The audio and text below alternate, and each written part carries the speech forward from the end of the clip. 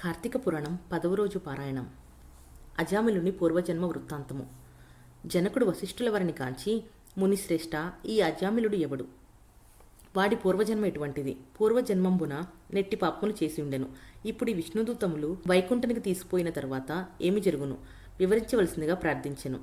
అంతనా మునిశ్రేష్ఠుడు జనక మహారాజును గాంచి ఇట్లు పలికెను. జనక, అజామిలుని విష్ణుదూతలు వైకుంఠమునకు తీసుకుపోయిన తర్వాత యమకింకరులు తమ ప్రభువగు యమధర్మరాజు దగ్గరికి వెళ్ళి, ప్రభు, తమ ఆజ్ఞ ప్రకారము అజామిలుని తీసుకువచ్చుటకు వెళ్ళగా అచ్చటకు విష్ణుదూతలు కూడా వచ్చి మాతో వాదించి అజామిలుని విమానం ఎక్కించి వైకుంఠమునకు తీసుకెళ్లిరి. మేము చేయునది ఏమీ లేక చాలా విచారించుచూ ఇచ్చటకు వచ్చాము అని భయకంపితులై విన్నవించుకొనిరి.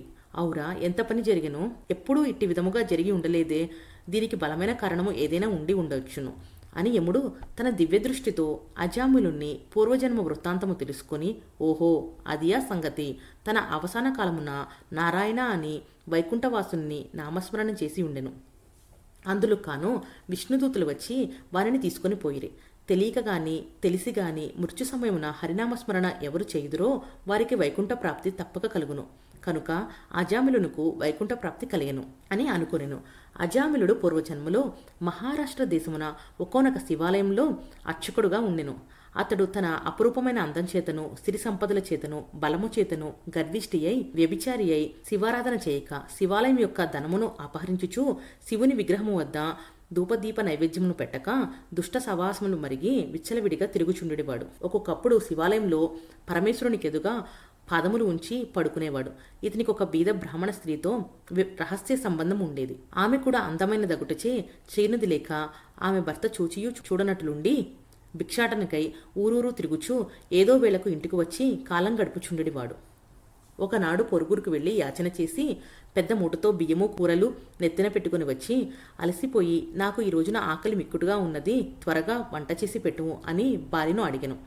అందులో ఆమె చిదిరించుకొనుచు నిర్లక్ష్యముతో కాళ్ళు కడుక్కున్నట్టుకు నీళ్లు కూడా ఇయ్యక అతని వంక కన్నెత్తేనను చూడక వీటునిపై మనసు కలది అయి మగని తూలనాడుట వలన భర్తకు కోపం వచ్చి మూలనున్న కర్రతో బాధెను. అంతా ఆమె భర్త చేతి నుండి కర్ర లాక్కొని భర్తను రెండింతలు కొట్టి బయటకు తోసి తలుపులు మూసివేశెను. అతడు చేయనది లేక భార్యపై విసుగు జనించుట వలన ఇక ఇంటి ముఖం పట్టరాదని తలపోసి దేశాటనకు వెడలిపోయాను. భర్త ఇంటి నుండి వెడలిపోయినందు కదా అని సంతోషించి ఆమె ఆ రాత్రి బాగా ముస్తాబై వీధి అరుగుపై కూర్చుండగా ఒక చాకలివాడు ఆ ధరని పోచుండెను. అతన్ని పిలిచి, ఓయి, నీవి రాత్రి నాతో రతిక్రీడ సలుపుటకు రమ్మని కోరెను. అంత నా చాకలి, తల్లి, నీవు బ్రాహ్మణ పడితివి, నేను నీచకులస్తుడును, చాకలివాడిని, మరి ఈ విధముగా పిలుచుట యుక్తము కాదు, నేనిటువంటి పాపమును చేయును అని బుద్ధి చెప్పి వెడిలిపోయాను. ఆమె ఆ చాకలివని అమాయకత్వమునకు లోపల నవ్వుకొని అచట నుండి బయలుదేరి ఆ గ్రామ స్వార్చకునికి దగ్గరకు వెళ్లి కామవాంఛ తీర్చమని పరిపరి విధములా బ్రతిమలాడి ఆ రాత్రంతయు అతనితో గడిపి ఉదయమున ఇంటికి వచ్చి, అయ్యో, నేనెంతటి పాపమును ఒడగెట్టి తిని అగ్నిసాక్షిగా పెళ్లాడిన భర్తను ఇంటి నుండి విడలకొట్టి క్షణికమైన కామవాంఛకు లోనై మహాపరాధము చేసి తిని అని పశ్చాత్తాపముందెను. ఒక కూలివాణిని పిలిపించి కొంత ధనమిచ్చి తన భర్తను వెదికి తీసుకురావాల్సిందిగా పంపెను. కొన్ని దినములు గడిచిన తర్వాత భర్త ఇంటికి రాగానే పాదములపై పడి తన తప్పును క్షమించమని ప్రార్థించాను. అప్పటి నుండి ఆమె మంచి నడవడిక అవలంబించి భర్త అనురాగమునకు పాత్రురాలయ్యను. కొంతకాలమునకు శివార్చకునుడికి ఏదియో వ్యాధి సంక్రమించి దినదినము క్షీణించుచూ మరణించెను. అతడు రౌరవాది నరకముల కుపమును పడి నానాబాధలు పొంది మరలా నరజన్మం ఎత్తి సత్యవ్రతుడను బ్రాహ్మణోత్తమునకు కుమారుడై కార్తీక మాసమున నదీ స్నానము చేసి దేవతా దర్శనము చేసి ఉండుట వలన 7 జన్మములు పాపములు నశించుట చేత అజామిలుడై పుట్టెను. ఇప్పటికీ తన అవసాన కాలమున నారాయణ అని శ్రీహరిని స్మరించుట వలన వైకుంఠమునకు పోయెను. బ్రాహ్మణుని భార్యగు ఆ కామిని కూడా రోగగ్రస్తులై చనిపోయెను. అనేక యమయాత్రలను అనుభవించి ఒక మాలవాని ఇంట జన్మించెను.